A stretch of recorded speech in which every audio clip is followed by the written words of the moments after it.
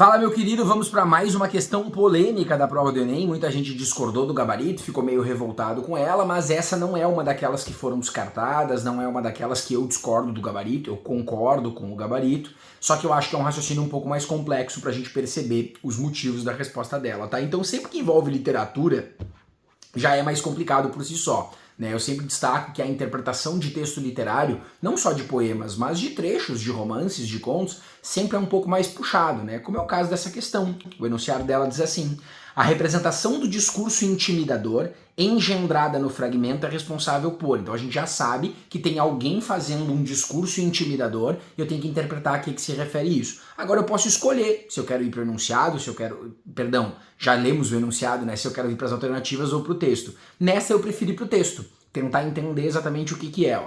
O senhor pensa que só porque o deixaram morar nesse país pode logo ir fazendo o que quer? Nunca ouviu falar num troço chamado autoridades constituídas? Não sabe que tem de conhecer as leis do país? Não sabe que existe uma coisa chamada exército brasileiro que o senhor tem de respeitar? Que negócio é esse? Eu ensino o senhor a cumprir a lei ali no Duralex. Seus filhos serão os moleques e outra vez que eu souber que andar incomodando o general vai tudo em cana, morou? Sei como tratar gringos feito o senhor.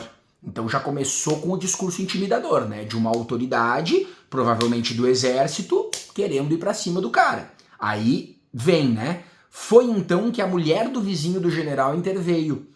Era tudo que o senhor tinha a dizer ao meu marido? O delegado apenas olhou-a, espantado com o atrevimento.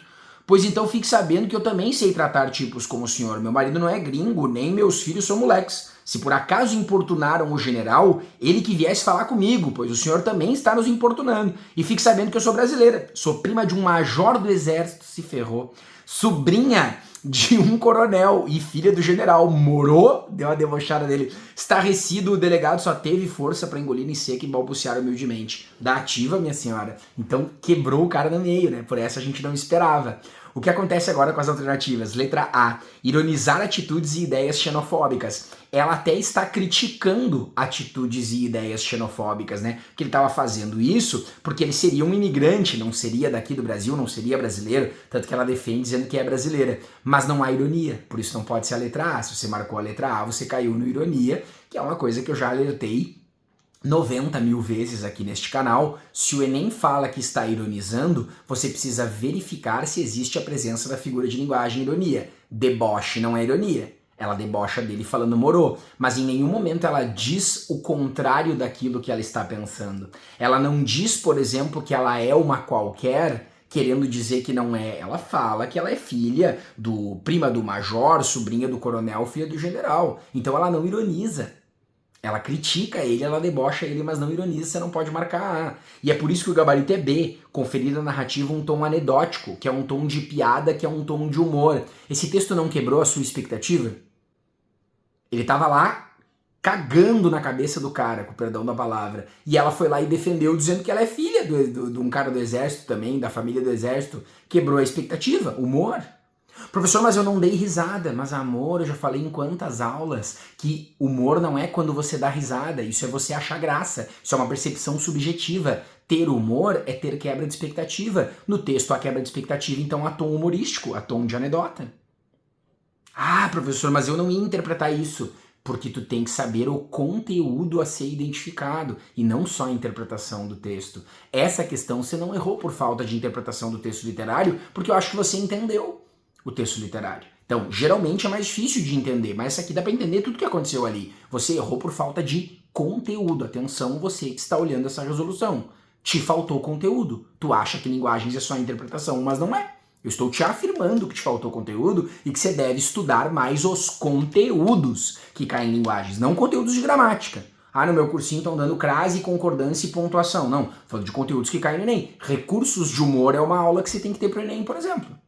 No seu curso. Se o seu curso não tem, o que eu vou fazer? C. Dissimular o ponto de vista do narrador. Não há essa dissimulação, de um ponto de vista que o narrador pensa uma coisa e ela dissimulou. Não, o narrador é até neutro nesse cenário.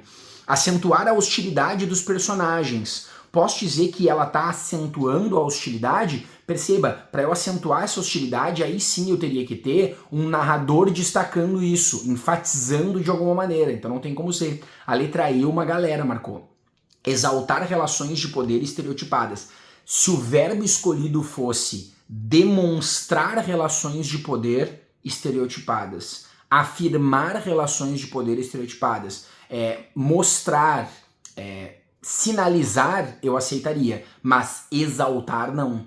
Porque no momento que você usa o verbo exaltar, o que é exaltação? Pega e usa no teu dia a dia aí. Eu estou exaltando as aulas do professor Lauro. Não tem um tom de elogio junto? Quando você exalta, não é porque você está dando destaque àquilo de uma maneira positiva, você exaltaria algo que você acha negativo?